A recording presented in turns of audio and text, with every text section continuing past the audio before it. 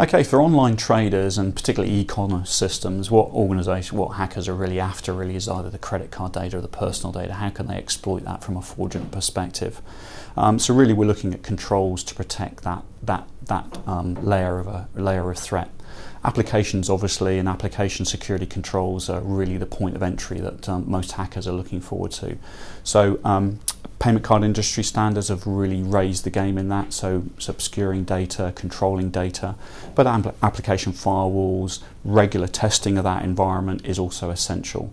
Looking at where those points of entries are and looking at the known exploits across that, and then looking at database protection behind that are good technologies that we'd normally recommend people put in place.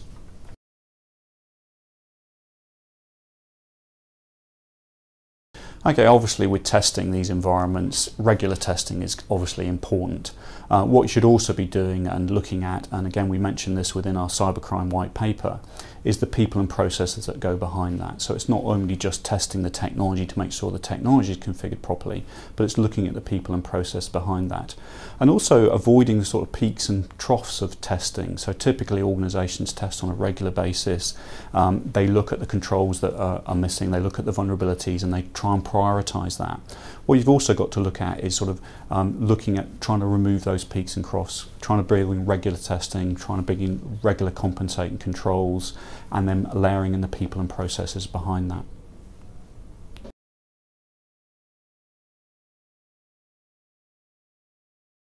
Protecting information in the cloud, I often get asked this question. So my sort of general response to it is there's nothing new with cloud security. Everybody says, oh, where's my data? Who has access to my data? What happens if it's not there? What happens if I miss a backup? Those are nothing new to organizations. They are old security problems that we've resolved. What we've got to look at, particularly when we're looking in the path to the cloud, and this is really where organizations really need to look at their complexity.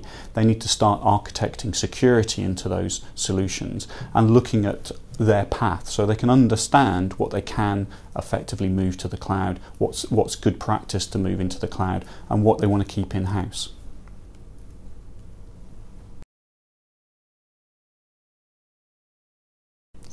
A lot of organisations are obviously focusing on consumerisation at the moment, the smart devices that are coming in, and the powerful devices of mobile phones. Certainly what Integralis see is a lot of organisations simply saying, okay, what do we do about this particular problem?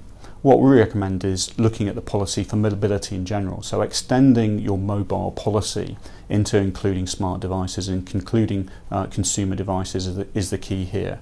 Working with your users as well to make sure that they're aware of the power of those devices. So again, a lot of organisations, a lot of people, a lot of individuals still treat them as phones. They leave them lying around. They don't realise that they've got access to the corporate address book. They don't realise that they've still got email addresses in there that they shouldn't have, or information in there that's quite easily accessible. So again, people are part of this process. Understanding where their issues are, making them aware of how they play a part in information security is essential.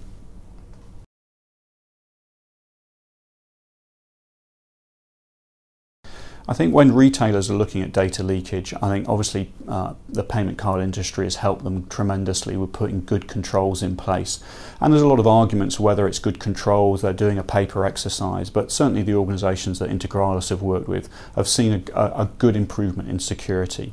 What really they should be looking at now is enforcing that at the point of breach. So technology is part of this process, but reinforcing again data awareness and data control through individual. So should they be sending that email out, enforcing a pop-up window when they're saying that email said, well, this is against corporate policy. Are you sure you want to send it?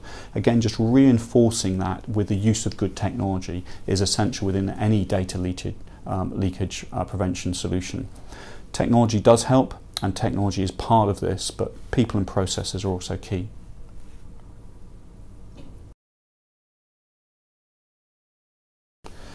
Okay, when we look at sort of data leakage and the retail sector in particular, what we're recommending is really reducing complexity out of that environment, understanding what that environment is, architecting security in, and including people and processes into that environment. They're all part and they're all essential to actually protecting data and protecting information online and in general mobile use.